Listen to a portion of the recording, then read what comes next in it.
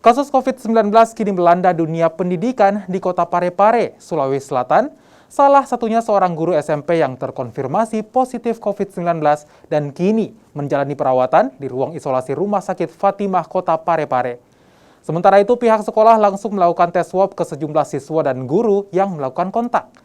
Namun sejumlah guru dan siswa dinyatakan negatif sehingga pembelajaran tatap muka tetap dilakukan. Dalam hal ini dibenarkan bahwa memang ada salah satu guru UPTD SMP 3 yang bernama Bapak Dr. Andes Muhammad Rusdi MPD. Dalam hal kondisinya ini dalam perawatan karena mengalami positif virus COVID-19 di Rumah Sakit Sumantri. Terkait langkah-langkah yang kami lakukan, kami melakukan koordinasi dengan Dinas Pendidikan dan